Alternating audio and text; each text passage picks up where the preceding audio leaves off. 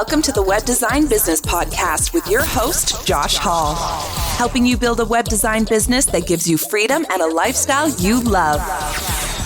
Hey friends, welcome into episode 239, an absolute treat of an episode for you, especially those of you who may be web designers who are overseas, or if you are in a place in the world where your ideal clients are just not right in your neck of the woods. Now is the most amazing time to be online, no matter where you are in the world. My guest in this podcast episode, Richard Pruzek, is a shining example of that. Richard is actually one of my very first web design students. And I have seen him over about a 5-year journey now build his web design business, all while being a web designer from it was the Czech Republic. Now it's dubbed Czechia, which I found out in this episode. But Richard has done an incredible job of being online, being a white label web designer with a focus primarily in Divi, although he's using other builders now too. But more importantly, he's done this completely online. He has literally built his web design business to full-time income status, and he's done it by being in groups and being helpful and just kind of chipping at it one step at a time. In this episode, we uncover exactly how he did it so you can do the same. Again, I think this is going to be really helpful for those of you who are overseas. And I want to just bring up a quote that you'll hear in a little bit that Richard says, but it hit me in the best of ways. And that was, he said, "I feel like I'm living the American dream, even though I've never stepped foot in America." That, my friends, is the true power of web design nowadays, because again, no matter where you are in the world, if you have internet and have a computer, you can build the lifestyle that you want to live, all with web design as the tool that gets you. So, to get you there. So, let's get me out of the way. Here's Richard. Let's hear exactly how he's built his business completely online as an overseas web designer. Oh, I'm so excited for you to meet Richard. So, here we go.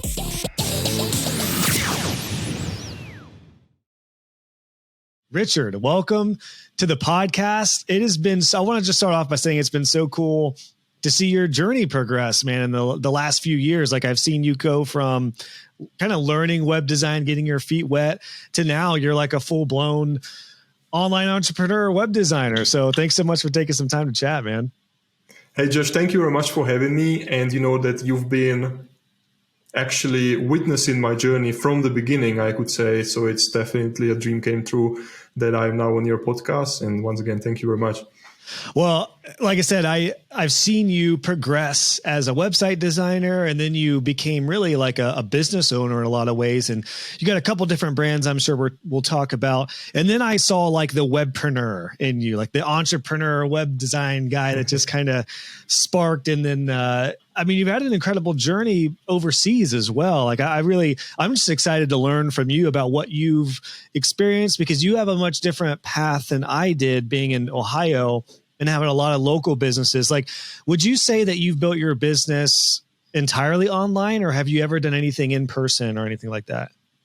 Yeah, as I started building websites, it was originally with Divi. I started to approach the local businesses in the Czech Republic and potentially also in Austria or Germany. But the problem was that, especially in the Czech Republic, the budget is very often limited and the people's mindset is just different. People are not so much business oriented, and the mindset is, I'm going to invest my time, spend my time, and save the money rather than hiring someone else who will actually save my money and save my time at the end. But it's not how people think there. Of course, there are exceptions, but we also have competition. So there are all of these agencies, as you have in the US, we have them in the Czech Republic too, and they are very strong. So I did some projects for the local businesses, but it wasn't, anything significant in terms of how much you can make. But it was definitely the beginning of my journey, because you touch the whole business, you touch the web design itself, you touch the industry.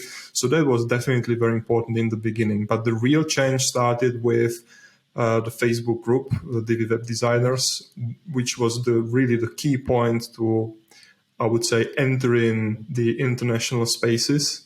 And from there, I got my first international client from Ireland. It's a pretty well-known person in the Divi community.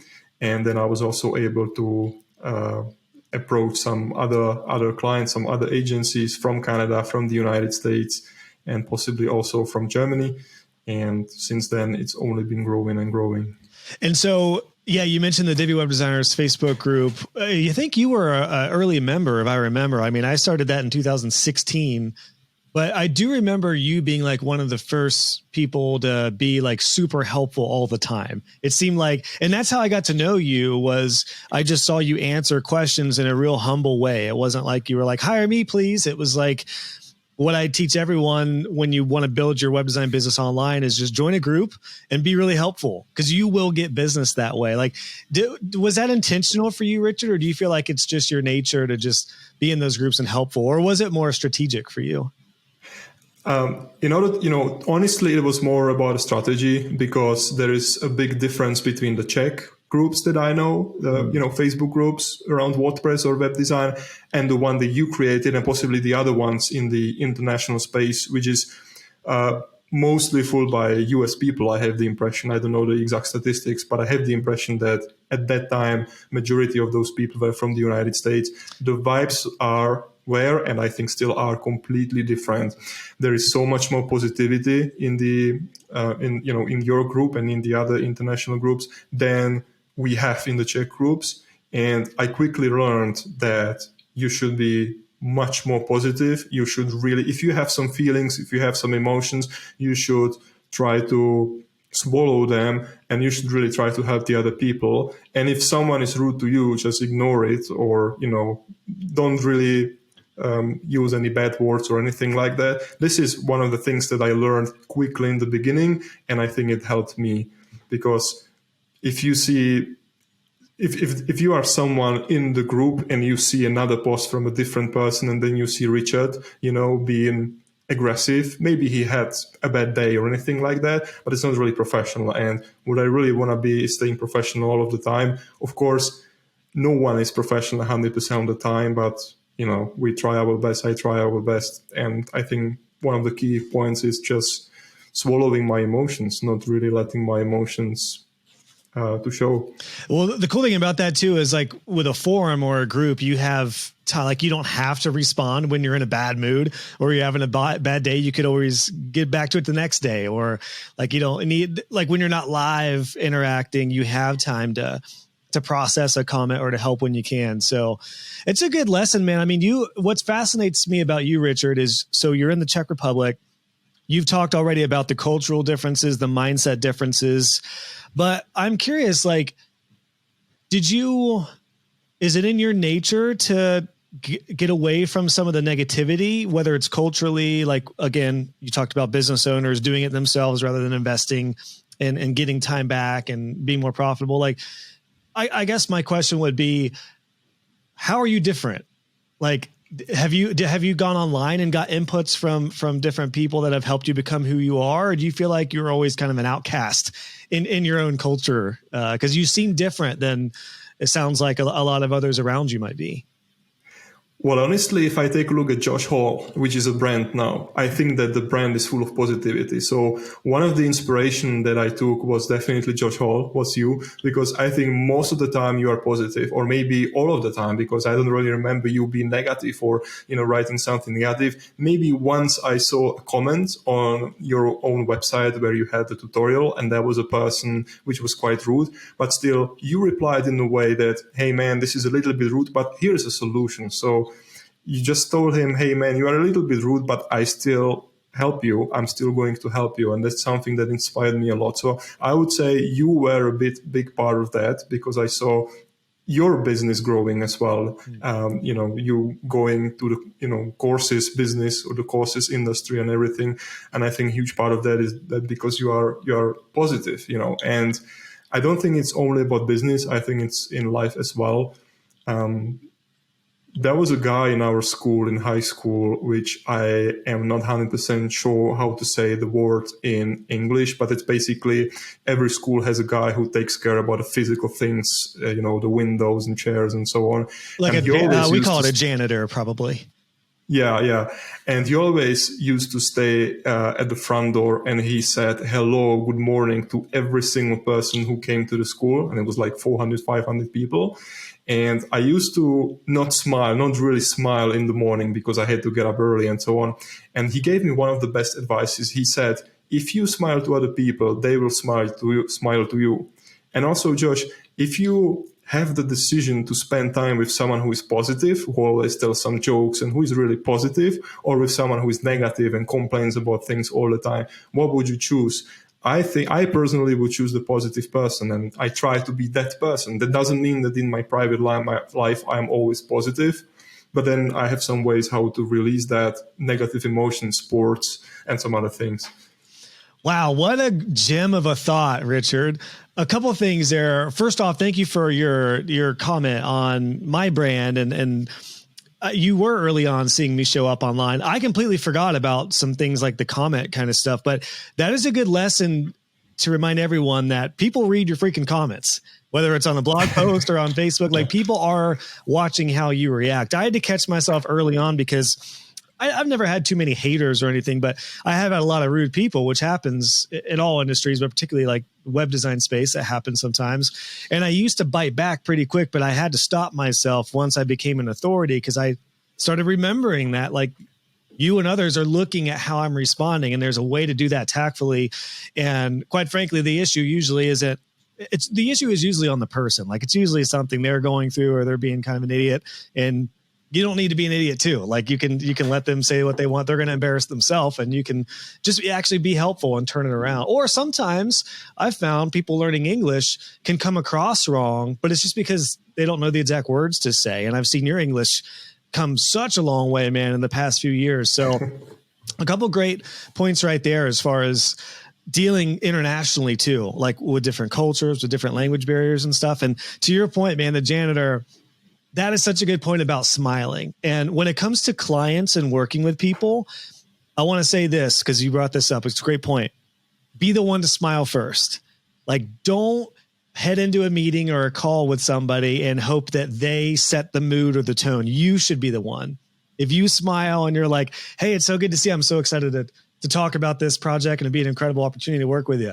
That is way different than going in there like frowny face, being a little negative, or like, or you know, any other type of mood. Like, if you smile, and yes, you don't want to be fake, but you can still put on a smile. Anybody can smile, even, you know, depending on what your mood is like.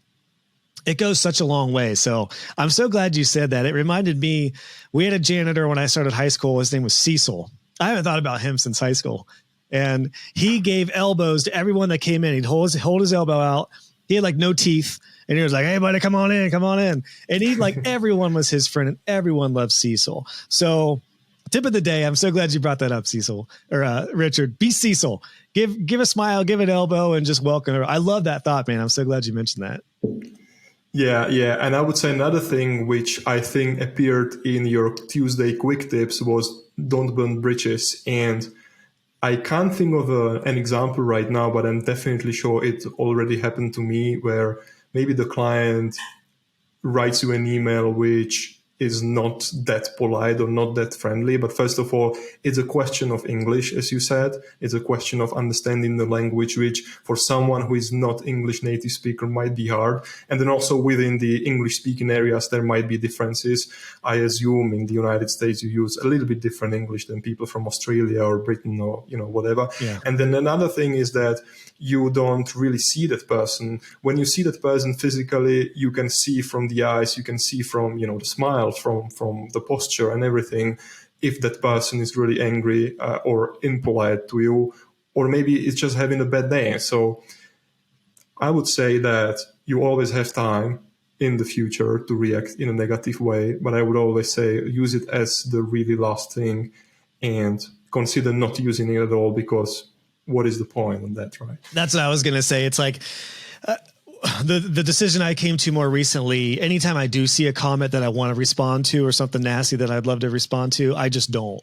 Because number one, I know how much energy it's going to take for, even if it's a small comment, it takes some energy and some life out of you getting negative. And The reality is, this is something I think we all go through as people online and on social media. It's like you are going to encounter plenty of negativity. It's our job to like put the blinders on and not respond to it. It's one thing if you need to defend yourself, but more cases than not, it's probably just something you don't even need to acknowledge or respond to, or just be you and just try to put a positive spin on it. Like I've had clients that have said some things and then I just didn't respond negative in a way. And then they came back and they were fine. And in some cases they apologized. I'll never forget. And this comes back to my mind all the time because I see this logo design around Columbus. I designed a logo years ago for a mechanical company called Ohio Mechanical. And the first version of the logo I sent over, this guy came back and said, "Are you kidding me, Josh? This, like, I could have done this myself. It looks like clip art."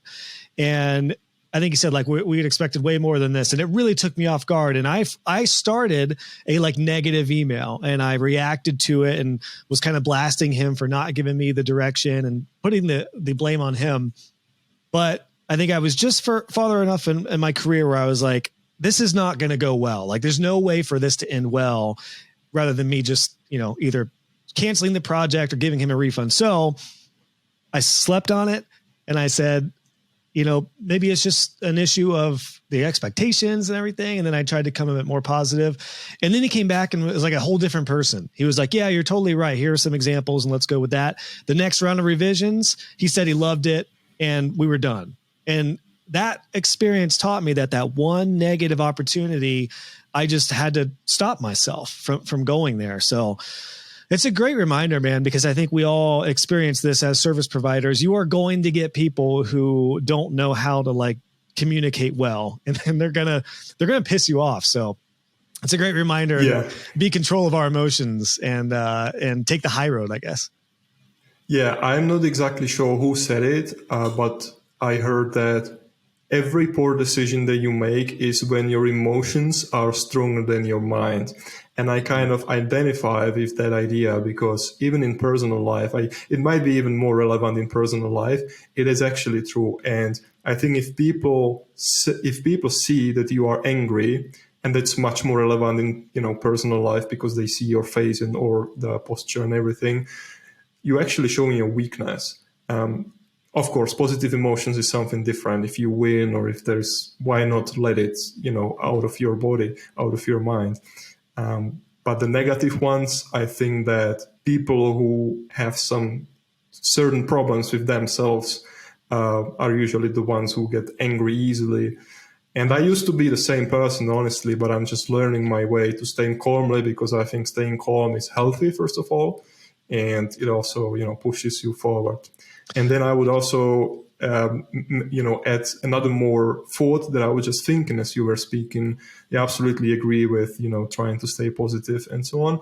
At the same time, if there is something you don't really like, what I prefer to do is say that in a polite way so that there is a mutual respect. The respect that the client has for you and the respect that I have for the client because he's the one paying for the job, but at the same time, I'm the one providing some service. So I think there has to be mutual respect. And I'm really fortunate that currently all of my clients, which I have a long-run relationship with, are on that level that we respect each other. And it's really great. Well, and I think that goes back to the way you present yourself and come across. Like the quote, "Your vibe attracts your tribe."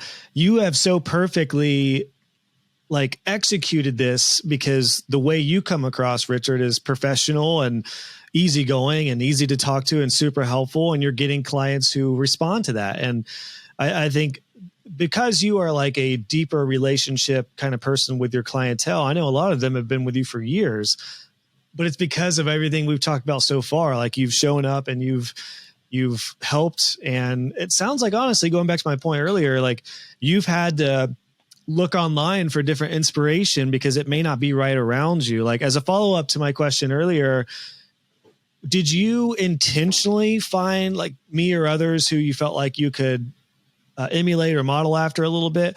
Or did that just kind of happen by accident? Like, did you get into web design and then just suddenly find that, oh, there's actually a lot of really cool people in this industry? Or did you go online thinking I need to surround myself with different people than what's around me?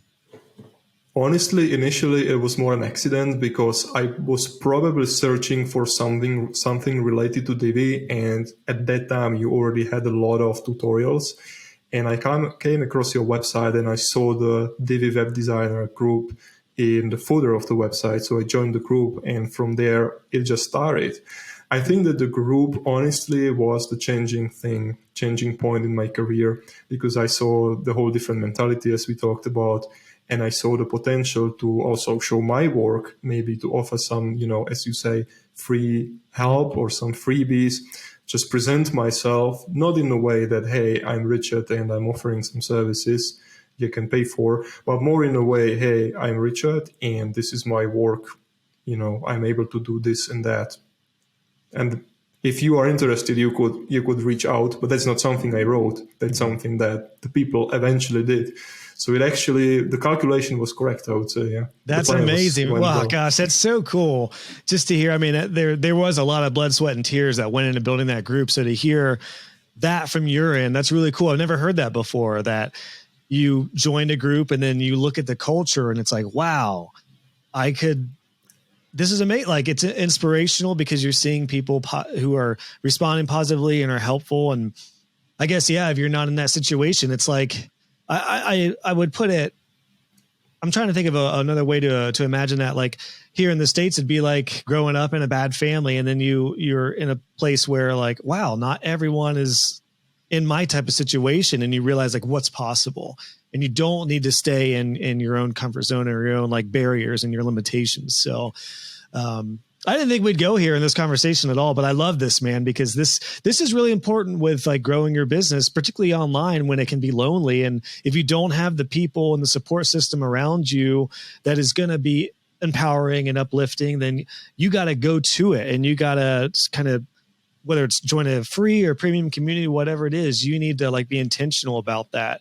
Have you, how have you dealt with this in your personal life? Do you have people around you in your family or friends who are of a similar mindset, or has the online world been probably like the most important for you as far as staying positive, seeing opportunities, getting past like mindset barriers? Yeah. What about that?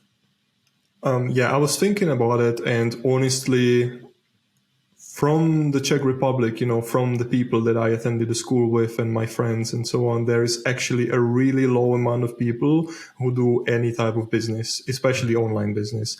But at the same time, the internet and all the technology allowed me to connect with people from Germany, for instance, which I already made a couple of holidays with. There is a great guy, Oliver, who is now with me in Spain here, doing a holiday, like working vacation. We are working and doing the holiday together. So the networking is amazing online, but physically in my surroundings, I have to say that it's rare to find anyone who really wants to start a business. I have a friend, Andrej, in the capital of Slovakia, Bratislava, who is also active online, but these are really exceptions. Yeah. And I was just looking at, we'll get into this, I'm sure, but you have a business you started called 10 Degrees at 10degrees.co. And is Oliver the one there who does SEO? It's one of the free guys on the homepage, okay, on the hero section. Yeah.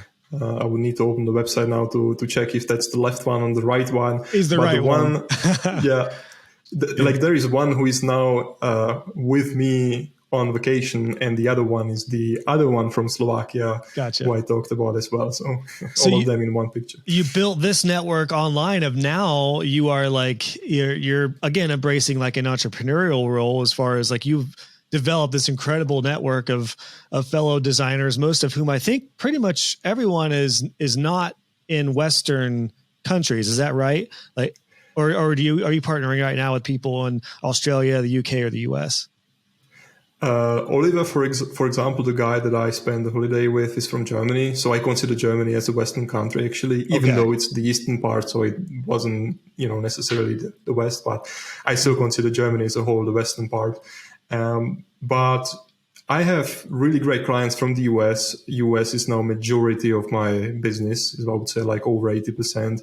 I have some great clients in Canada as well, and now also from the Netherlands. And in the past, there was someone from Ireland. But unfortunately, I haven't met anyone yet from the US, even though we are really like almost friends with some guys from Virginia. We are planning to meet maybe in Portugal or wherever. But yeah. Well, I told you, whenever you visit the States, man, come to Ohio and we'll share a Czech Pilsner together. I know that's one of your favorites, and we don't have too many here in Columbus. You did send me. I know it was funny because you like researched in Columbus where I could get a legitimate like Czech Pilsner beer. So absolutely. I've still yet to do that. So I promise, by golly, I'm going to get there and cheers you virtually. But it is a good point. Like building your network online, you could kind of like, you can build your network online by region or by country or by different cultures. I kind of like that because you get to learn so much more, not only about different cultures, but the way people work differently. If you do end up getting clients internationally and stuff. So for somebody like you, I'm kind of curious, when you got your first clients, you have your personal brand, richardpruzek.com. Is that still like, did you ever have a different brand, or have you always done stuff under your personal brand when you started your business? The personal brand has worked the best for me. Even the 10 Degrees business, as you mentioned, actually does not work as well as the personal brand. So I think I am going to stick with the personal brand for now, because especially for white label business, it is something that makes more sense probably for the companies, for the agencies, because rather than hiring a white label agency, they want to bring a new team member, especially some of the agencies I have a long relationship with. They're really looking to hire a new team member, rather than, I would say, outsourcing to another company. Yeah. That's a good point. I would imagine as an agency, if you're looking to do that, even if you had people working with you, there's probably a lot of interest in having like a person involved that way, because if you do get like another agency under an agency, the question might be, well, who the heck am I going to talk to? Do they have turnover? Like, we don't want to talk with one person and another person come in. So it makes sense that a personal brand from a white label perspective would work really well. I'm kind of curious, because you started doing a lot of white label stuff, but were you taking clients on yourself as well in the early days, Richard? Did you balance both, like taking your own clients, doing maintenance and care, and doing white label? How did that look in the early days?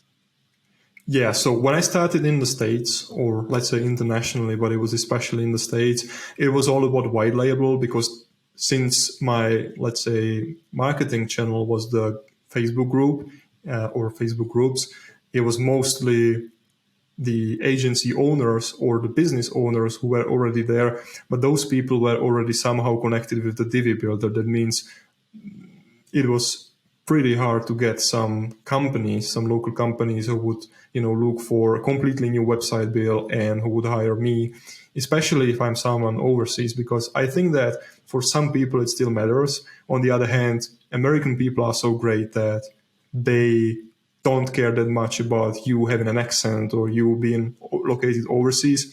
With the clients, not the white label, not doing the job as a white label guy, but more like the real agency.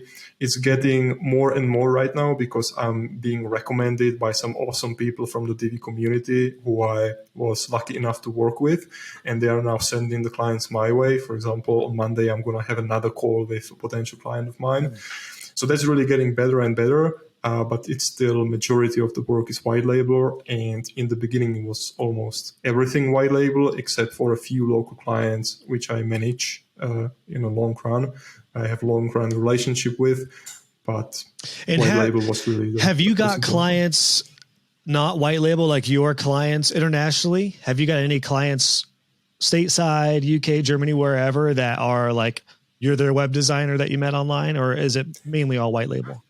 This is slowly developing, but for now, I would say 95% is white label, and the companies are coming slowly, but they are mostly coming because I'm recommended by the people who trust me, and I'm really thankful for that. But, since it is based on trust, it's a long process, and I totally understand that they first need to be absolutely sure that I'm a reliable person before they send the leads to my way, because they're also risking their own brand.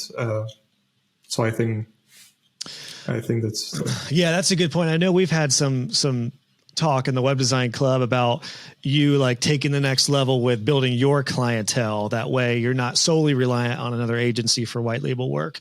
So it's kind of an exciting new chapter for you, I would imagine, because you're far enough along now, Richard, that you have got the notoriety and authority to build your clientele and do more ongoing retainers and care. So I'm really excited about that for you. And I think that's a part of when you launched 10 Degrees was that like you had a little more control and like having direct clients and not finding a middleman essentially. Because when you're a white labeler, there's always a middleman between you and the client generally. So that's a really cool path though, man. Like your story so far in your journey has so like shown how you can be an overseas designer and you can build your business online. You can change your mindset, pricing mindset too. We've talked about that. Like you can set your pricing to Western standards if you want. You don't need to stay in the pricing mindset of your physical location because you're online. I know it's something that I tried to kind of coach you on too. I was like, dude, you're way more valuable than this. Raise your rates. So I love that, man. I think you're off to a great, not start to your journey, but like you're off to a new chapter, it seems like. And I love what you said so far about being trustworthy and working with clients in different countries. Cause I think you're right. Americans in particular, from what I gather and what I know, we're fine with hiring people overseas. Even if people can't speak English great, like on a camera, like I just hired some VA help with actually one of my web design students who is like 80 or 85% VA, but she does a little bit of web design.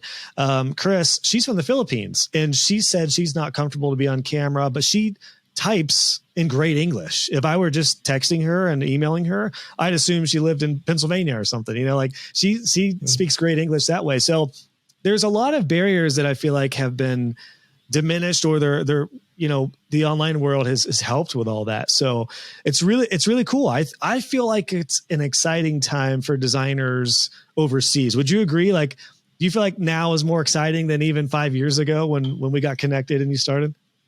Honestly, absolutely. I think there's been more opportunity now than ever before, not only talking about web design, but talking in general. Pretty much everyone who nowadays has a connection to internet and some basic computer can become a millionaire. It doesn't really matter if you are from a poor third world country or if you are from the US or any country in the world. That's the amazing part. And it's something that is so emotional for me because I can say that I've been living the American dream without ever being in America, which is funny, but it's the case, yeah, because I use Facebook, which is an American company, for the initial contact with the first clients. I use Divi, which is produced in America, you know, and my first clients were from America and Canada. So, and if I can live it based on in the European Union, then also any other person can do it who is based in third world countries. And I think it's really motivational. I think for me personally, to think about it like that is really motivational.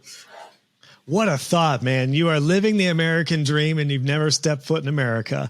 That is beautiful, Richard. That's awesome, man. And you have just laid out why I'm so excited about web design in general. Is like, there are no barriers anymore as long as you have internet and as long as you are willing to grow and learn. And in your case, it sounds like it started with mindset. And then it spilled over to actual work and just, there's a reason your career has taken off to this point and you're able to support yourself because of all the things we talked about with mindset and being helpful and I feel like finding your superpower too. Like when you got into business, did you have initially any desire to start your own business and be a business owner and become an entrepreneur? Or were you just like hopeful to make money doing websites? What did that look like as far as your mindset of what the goal was in the beginning? Well, I always wanted to start a business. It was always my dream to become a businessman, you know, to be rich. I'm sorry to say it like that. I know that money is not the most important asset, but it is important and it can bring you to some other things, to some other values. You can buy time, let's say, with money, and so on. So I always wanted to be a businessman. I always wanted to be an entrepreneur. I remember selling fruit on the slip road as I was 15 years old, and I tried a couple of other things. I tried affiliate and these stuff. But I can tell you that I found my passion in web design. And the funny thing about it is that in the high schools, and I attended 2 high schools in total, I was always the worst person in art. And the teacher would, confirm that. I was always the worst one, always getting the worst notes and everything. But then somehow I'm making money from web design, which is a lot about the visual, being visually talented, maybe, even though I don't really think I'm talented for drawing something on a paper. If you give me a pencil, that would be terrible. But maybe it's an interesting topic as well, because I don't really think that web design is art that much. I think it's much more of an analytical thing, of something that, should bring the business to a certain goal. Most of the times it should make money. If that's a NGO, it should, do some other things. But there is a certain goal, and we as web designers, together with other professionals, SEO experts and PPC experts and so on, our job is to maximize profit or whatever other goal of the website we have. And so I don't think it's that much about the art. On the other hand, of course, you have to have some eye for design. Right. But yeah. What a great point, man. This is a blast, because you are an incredible designer. In fact, when I refer you, you're kind of on my referral network because you've always been so trustworthy and dependable, and you've done great work. Like, everyone who I referred you to is like, dude, Richard was awesome. One of the first things I say is he's an incredible designer. Like, he's an awesome designer. So how ironic that in our class you were like the worst student, but I would consider you an online artist now. That's great, man. Like, I don't know if I told you, if you heard me talk about getting a D in typing when I was in high school. I almost failed typing because I was so bad at computer stuff. I was it was daunting for me. Wasn't natural to me. I'm not a techie like that. I'm not a computer guy, quote unquote. And I literally barely passed typing. I type all day now, every day, and coach, and I don't even think about it. And I'm probably my best medium is articulating my thoughts through typing. So another example, like, you and I are good examples that maybe the traditional academic world, we did not flourish in, but by golly, online entrepreneurship, count us in. And I love that thought, man, that it is about results and business growth over just artistic expression, which, you're right. You got to design nice. You have to have something that's pleasing. But if art trumps the business growth and results of a website and function, I guess that's it. If art trumps function, try to say that right, you're out of balance. Like, people are not going to pay for something that just looks pretty and nice, but isn't converting and isn't helping them grow their business. How long did it take you to realize that? Do you feel like you caught that pretty early on, or do you feel like there was a moment in your career so far that you realized results and business growth is the point of the website, not just to look pretty? I think it was a kind of like a slow process. Also, if you take a look at some of the biggest and most profitable websites in the world, let's take a look at Amazon. I'm not saying Amazon is looking bad.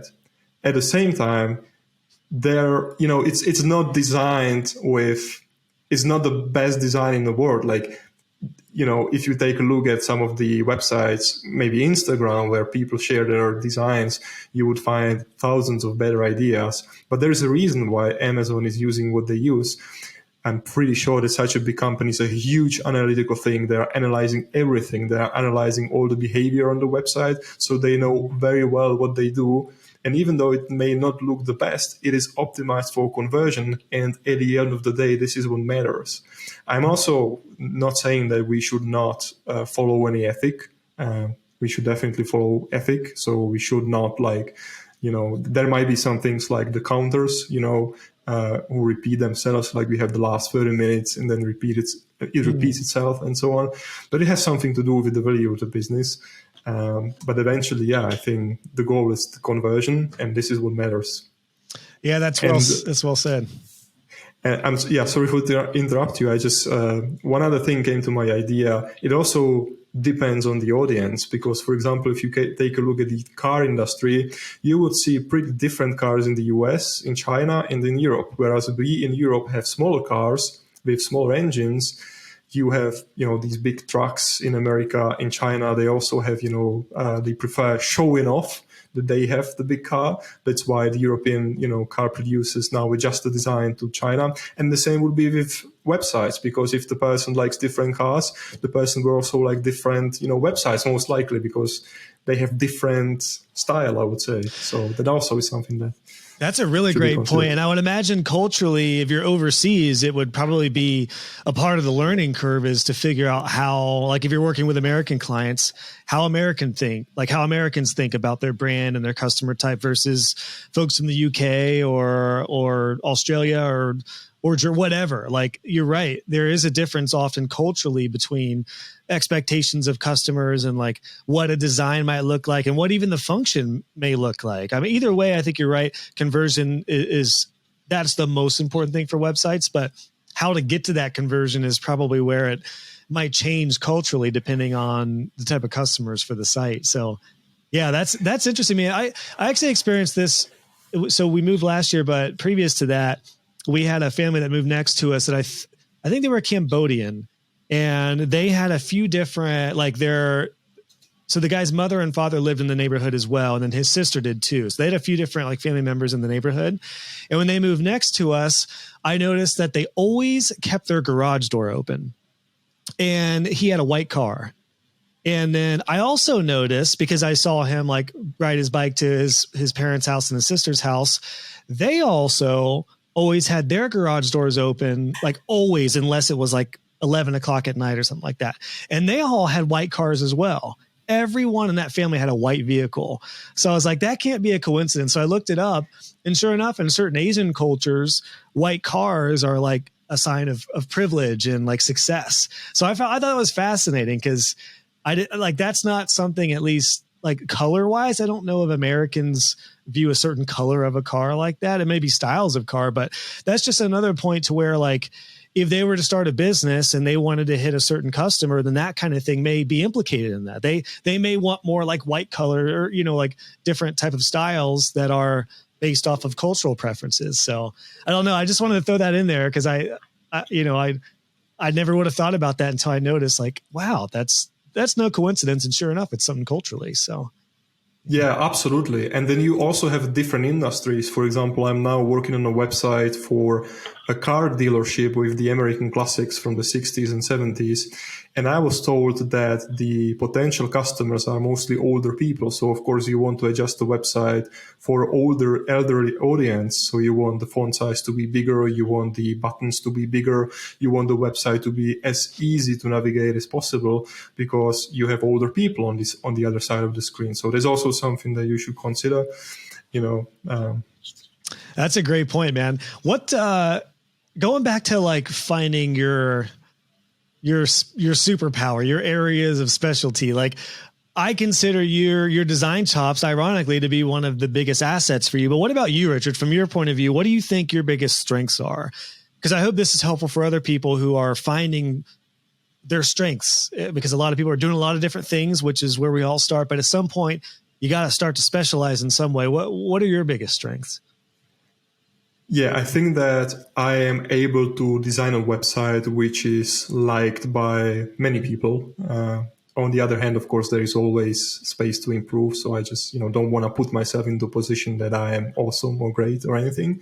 I think there is room for improvement. But at the same time, there is also the other side, I would call it the business side of the things, which is the reliability, as you mentioned, and, being able to deliver the work when there is a deadline. Communication, I think that my clients appreciate that I'm pretty fast in responses, because I am on Slack with some of my clients. As I said, I'm more like a part of the team, and I'm able to communicate maybe in late PM hours in Central European time zone when I'm in the Czech Republic, and my clients are in the Eastern, the EST time zone, which obviously is something that not everybody would be willing to do, because you have like 10 p.m. and you have a kickoff call with the potential client, but you still do that because you want to be reliable. So I would say the technical part of the thing, designing good websites, will be one part. But then for the long run relationships, which are essential for me because I want the client to come back all over again, it's also about the reliability. It's also about trying to provide a good service, not only good websites, but also all around, because we work on revisions all the time with the clients. I sometimes in case of one of my clients from Virginia, I directly communicate with the company via the Slack channel. So of course they want the person to represent the company very well. So I would say these two things combined. Well, I would agree with that based off of what I know about you, and from folks I've referred to you have said, yeah, like your communication is spot on. And even when we email each other, you're pretty quick. Like I try to get back 24 hours to everybody ideally. And you seem to have held that as well, which is very impressive, particularly in seasons where I'm sure you had a lot of different clients. And you're right. The beauty about nowadays with different time zones is like, if you're working as a white label partner with a agency from California, for example, you're not going to overlap during the same business hours. However, I learned this when I worked with Jonathan, when he was my lead designer for In Transit. At the end of the day, when I would give him like some stuff to do and put my thoughts down, he was working on that overnight. And then in the morning, it was like everything was done. And it was like a new day. I was like, wow, my agency got a ton of stuff done while I was sleeping. This is really cool. So there's actually a lot of benefit to not being in the same time zone. Yeah, it gets tricky sometimes depending on overlap of like calls. But if you can limit those and keep messages to Slack or Basecamp or whatever, there's a lot of benefit to working overseas. And I think people are a little more accustomed to that now too, compared to like maybe 10 years ago. So yeah, no, I think there's a lot of room for that. And actually, I was kind of wondering, from your perspective, Richard, what are the best technologies for global communication? Like you and I have talked through Facebook Messenger quite a bit, Slack. Are there project management tools? Are there other avenues that you're finding you're communicating a lot on? Like what, I guess for the question would be, what are the top platforms you're using to communicate globally now? Yeah, I really love Slack, which we use with a couple of companies right now. I initially was invited by my client to use Slack with them, and they, have each channel, like they have one channel for each customer, for each client. And then I add it to these channels, and then we also have some internal channel. So for communication, I think Slack is the best what I've tried so far. I also tried Basecamp, which I quite of like, but in comparing to Slack, I think Slack is a little bit better in my eyes. And then ClickUp for project management is also great because it offers you so much of customization. Even though sometimes I prefer not to overcomplicate things. That means I'm also okay with email communication because, for example, with Emmer from Canada, we communicate via email, and it's been great. And I'm really thankful for that because we don't overcomplicate things. We don't create boards and everything. When I mentioned Basecamp, there is a book called Rework, which was written by the guys who created Basecamp. They share exactly this message. Don't overcomplicate things. Let's try to keep everything as simple as possible, which I also try to use in my emails rather than, writing long paragraphs, trying to be quick, but also very simple. That's a great point. Yeah. Like the guys from Basecamp, that book Rework, I recommend it for anyone because it really is it's a great read. It's visual too, but they even say it like Basecamp has been accused of being like overly simple as far as the look and style. But Basecamp is the one project management system that seems to outlast them all. Like a lot of them come and go. Even Trello, I feel like, is dipping down in popularity. ClickUp seems to kind of have taken over from my experience at least. But I still use Basecamp. And I tried Asana. Asana was pretty cool, but I just like Basecamp more. It was, there's not maybe as many functions, at least the plan that I have, but it was everything that I needed. And it's simple. So I think it's a good lesson too, just in your messages and everything, try to just keep things concise and simple. Do you feel like overseas designers struggle with that at all, depending on language barriers and everything? Or do you feel like it's easier in some way just to get quick points across as you're learning languages and, like in this case, learning English and working more in English? Do you feel like it's easier to stay short and concise, or do you feel like that's harder? Well, absolutely. It always helps when the client is expressing his words in a simple way. And those project management tools definitely help in that, even though maybe I can find it I can find it tricky sometimes when I have to use a couple of project management tools for different clients. And then within the project management tools, you can have different approaches. So for example, we can have two agencies that use Slack, but each of the agency would have a different strategy. And that's even more with the project management tools like the ClickUp, because you can highly personalize that. So that might be tricky in the beginning. On the other hand, it's pretty easy to learn. I think those softwares were invented or designed with the ease in mind so that they can, serve as many people as possible. So I think honestly, I worked in a hotel before when I still studied at university, and we had a software for, managing the hotel. That thing was so much harder. It was, so much conservative. Yeah. It wasn't online at all. And it also cost a lot of money. So comparing to this, I would say ClickUp and Basecamp and all of these tools are so good. That, and it does put a lot of emphasis or impetus on the people you're working with. It's a great reminder, I think, for white label agencies who are hiring people overseas to just be thrift, be concise, be simple with your words, just to make it as easy as possible for other folks to understand. That's a great reminder for me as I'm getting ready to put some stuff together for Chris, who's helping me out with some like design VA kind of stuff. Being in the Philippines, it's a good reminder for me to keep it simple. She may type amazing English, but it doesn't mean I should overcomplicate things. I got to keep it simple because like a lot of entrepreneurs, myself and a lot of others, we tend to overcomplicate things. So good reminder of simplicity, because simplicity always wins when it comes to getting a project out the door. Absolutely. And, in the past year, I was lucky enough to meet some of the new people especially from Germany. We did some, holidays together, and I can tell you that some of them earn a lot of money, are really successful at a really young age. I met people who are 20 years old and making 20,000 a month. And I can tell you that these people don't really think complicated in a way, what could happen if, because maybe they are making a lot of profit, but they also have a lot of, let's say, obligations, I don't want to say debt, but obligations and a lot of things. But if you have all of these things in your mind and you're afraid of them, you will never start. And these people just maybe thought about them, but not that much, not that seriously. They started, and now they are very, very successful. And I'm pretty sure that with this mindset, they will be even more successful in the future, which doesn't mean not being responsible, which doesn't mean not understanding the risk. But I think there should be a healthy ratio between being too much afraid and between, not having any limits. So not being extreme on one on the other side. Wise thoughts, man. Wise thoughts, Richard. Do you feel like you've applied all this to your life as well as you? I mean, it sounds like you have like an entrepreneurial spirit in you from the get-go. Do you have anyone in your family who's entrepreneurial, or is this unique to you? I can say that both my parents are actually entrepreneurs, but they are small entrepreneurs. So my father is a translator and my mom is a doctor. So they are entrepreneurs, but not really entrepreneurs hiring people or having companies or investing or anything like that. But my grandfather used to be a miller.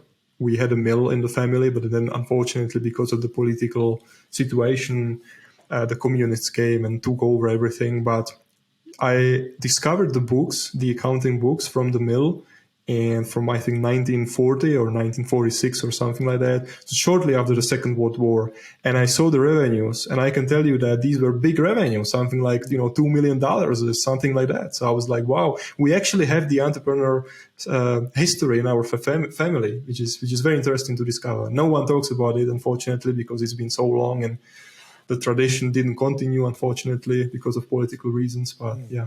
But in a different way, it has, I feel like, from my perspective, like you're living the American dream online. Like that's pretty dang cool. It's different than running a mill, I'm sure, but I imagine a lot of the general practices of doing the work, meeting deadlines, meeting people, communication first, like all those things translate to what you're doing right now. So that's pretty cool, man. I love that story.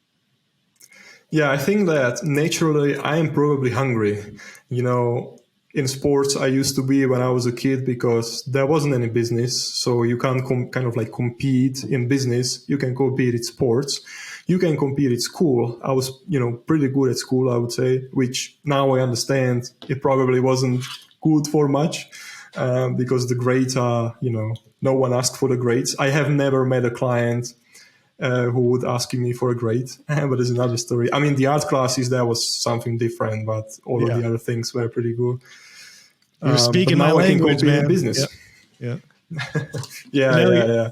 You're totally right. Yeah. That doesn't translate necessarily. And for like overseas designers, what I've seen and what I would find from your perspective is that you got to figure out a way to stand out, because if you join Upwork, there's going to be hundreds of thousands of people who could probably do what you do. So the question would be, what's different for me than everyone else? Like, how do you not come across as a commodity, basically?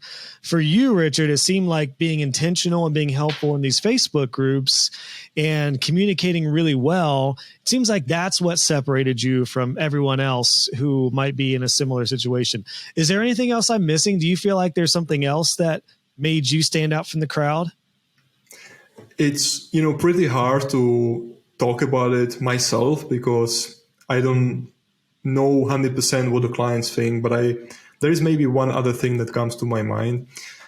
I realized at school that I am more of a creator type rather than the guy who would read books. I think you have these two types of personality. Someone prefers creating something, being creative, doing something, being in the flow, and someone prefers reading books, which is totally fine, because we also need those people.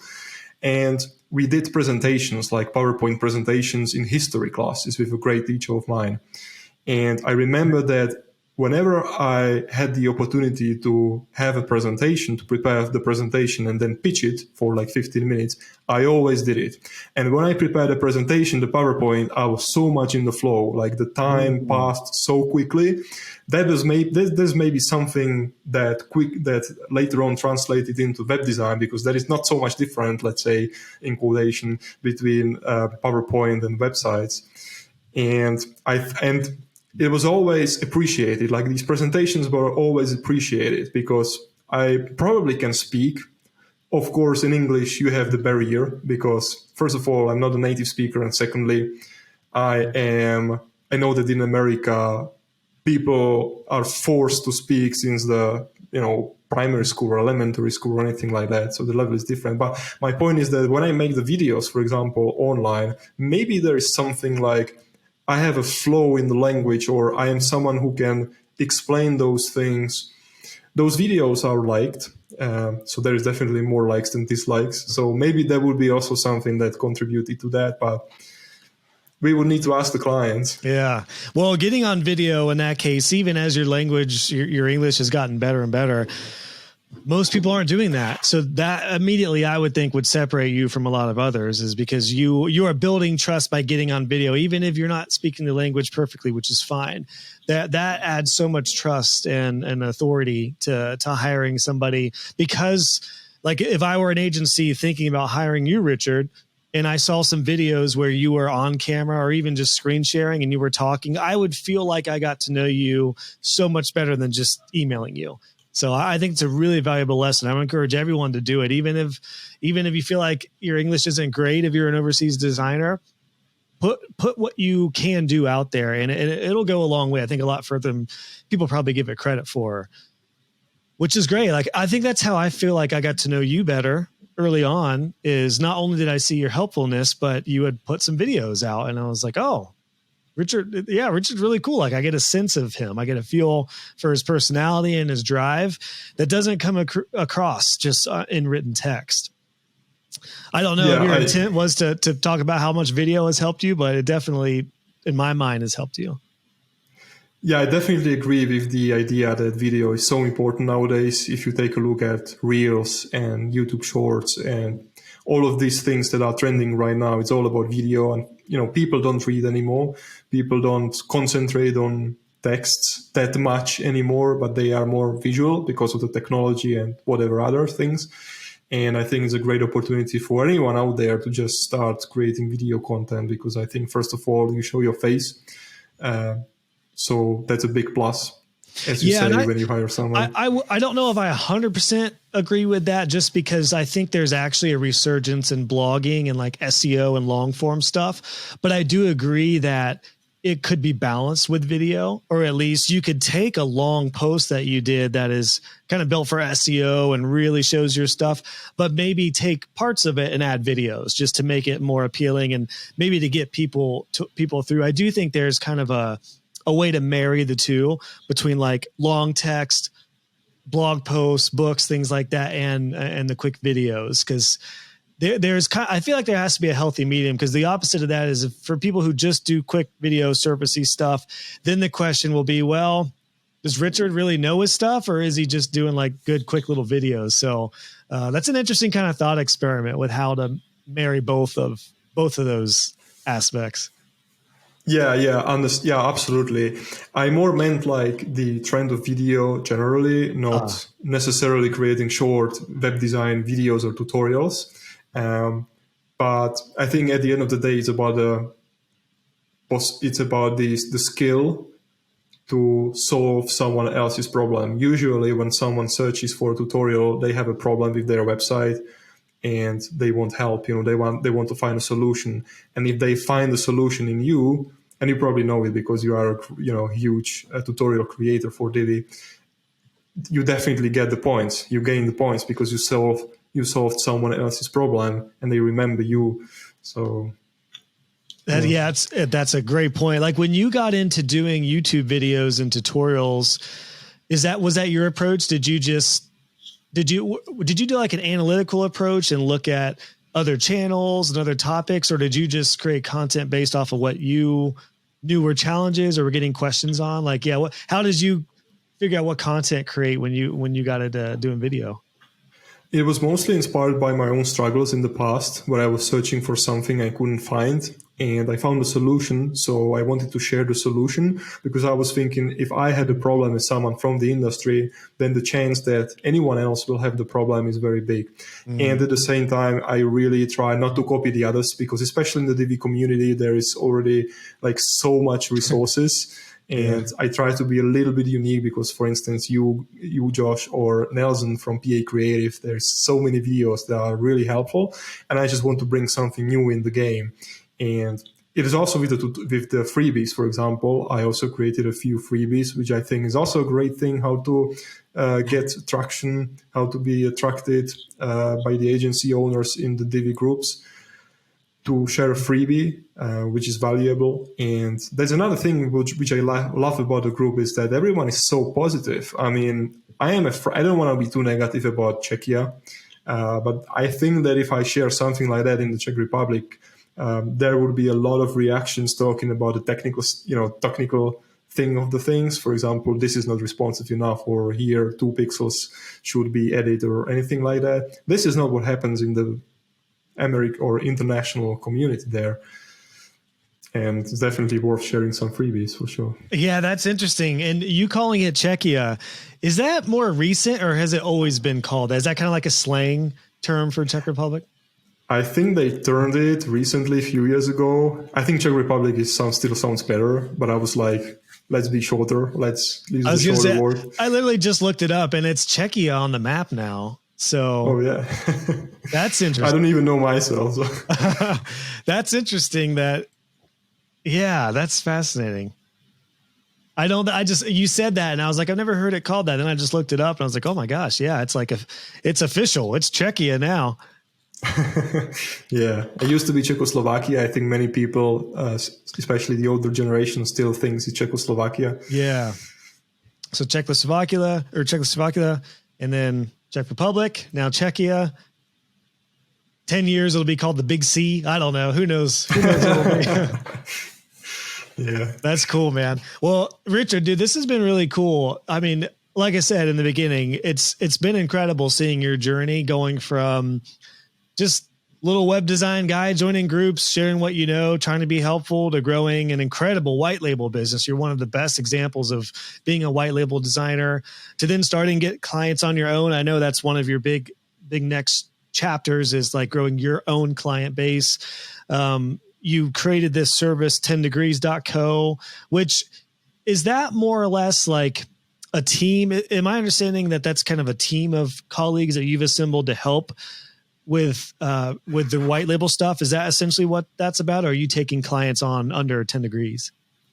The idea is that we wouldn't only like to provide a web design service, but I would like to have other great people, great professionals from, different related industries such as SEO optimization and PPC and other things, social media management, to bring them on board and to offer all of these services to companies. Because as we talked before, if you have a great website which is looking nice, but you have no traffic, then it's actually worth almost zero, because you want the traffic in, and the traffic is produced by ranking high in the search engines or on social media, or you can pay the promotion.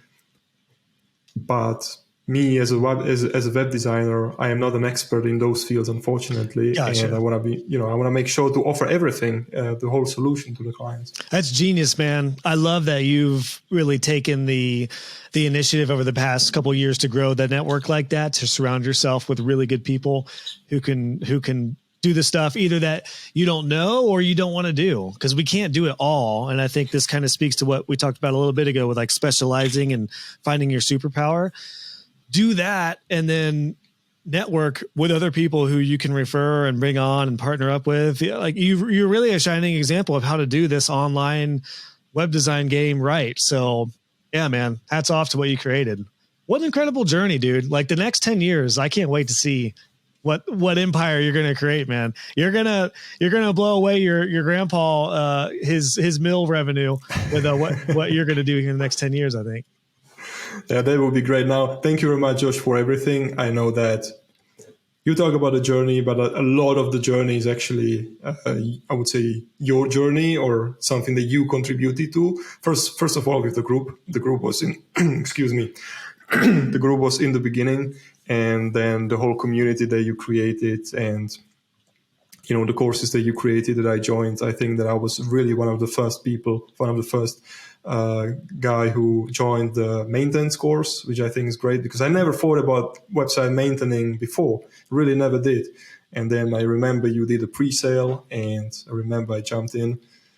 Then you have the web design business course, which was also pretty beneficial, even though I'm a white label web designer, but you can still take something from it and apply. So thank you very much for it. And I also can't wait to see what you will be in next 10 years. Well, I appreciate that, man. Gosh, you're totally right. Like the business course in particular can work for white label as well. And yeah, you're right. I'm going to look back through real quick. You were one of the first July 26, 2018 is when you purchased the maintenance plan course when I did a pre-order. I don't even think I officially launched it until August. So yeah, you were the pre-order. You were like one of my first. Yeah. Wow, you were one of my first students, man. That is amazing. That's too cool. I'm just looking at this right now. And here's the thing, I was thinking, what made me purchase the course from this guy? And at that time, I wasn't making that much money, so it was quite of an investment. And I, replied to that question. And then I try to apply the same strategy to me. I want to be in the next Josh who someone else will buy something from, whatever it is. That's so cool, man. Wow. Yeah. Because at that point, especially, I don't know how far along you were at that point, but I think the pre-sale was like a couple $100 at that time. So yeah, for you in your situation, that's a big investment, but I'm hoping that paid off pretty quickly for you. Absolutely. Yeah. Now you're, years down the road. It's so cool, man. I love this. I'm kind of just geeking out by seeing your progress. And I completely forgot that you were one of the first pre-orders. So yeah, man, that is really, really cool. It's an honor for me. I know you've said that I've made an impact on you, but it's an honor for me to be in this position to help somebody like you. And the thing is, it is up to you. Like you can't rely on someone else to make you successful. Anyone who is in any sort of position to share what they know or be an authority, like we can share what we know, but you gotta to do it. So again, hats off to you, Richard, because you're doing it and you've done it up to this point. So last question I have for you. For somebody who is an overseas designer, no matter where they are in the world, that wants to be either a white label designer or wants to get clients who they're like clients in their area are not good clients, what would you suggest? Would you suggest, again, going into a Facebook group or a forum and being helpful? Would you suggest trying like a site like Upwork or something like that, or another strategy? What would you suggest they do to get started? I would suggest trying everything because, for example, in my case, I haven't really tried Upwork, and that's something that may work. Even Fiverr may work, even though you probably, the majority of the people on Fiverr are people who are not paid that handsomely. You still, you can still grow the pricing, and you can learn in the beginning, and maybe you can attract some of the clients there who will bring you into his or her team.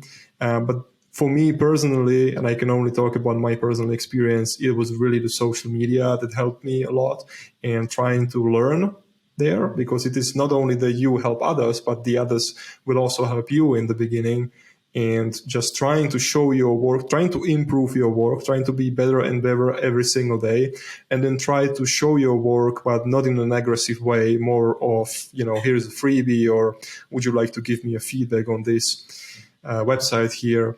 And I think that if you do that constantly, if you don't really give up, because one of the great idea, by the way, which I like, was consistency beats intensity. Because, it's so easy to be in a flow for something and then in 2 days you forget about it. But this is a question of consistency, because going from $0 to $1,000 a month, it probably took me several years, not full time, but that was, but from that point to making $1,000 a month, $2,000 a month, that took me several years. So you also have to be patient, I think. Yeah, it's a great quote to bring up in this context. Consistency beats intensity, especially when you're building a business online. If you go too hard, too fast, you're going to burn out. And quite frankly, like for white label agencies hiring people, they want to see somebody who shows up consistently. They don't want to see Richard, posted 3 tutorials or like 20 tutorials in 2 months, but then hasn't done anything since. I mean, I guess I shouldn't say that, because that can be fine too, but consistency in whatever you're doing is key. And that's one reason I wanted to have you on, because I'm like, you're still crushing it. Like, you're still consistent and showing up, and you've never, I'm sure everyone has highs and lows and ebbs and flows, but you've stayed consistent. So yeah, I love that, man. What are you excited about next before we wrap this up here? What's the next thing you're super excited about?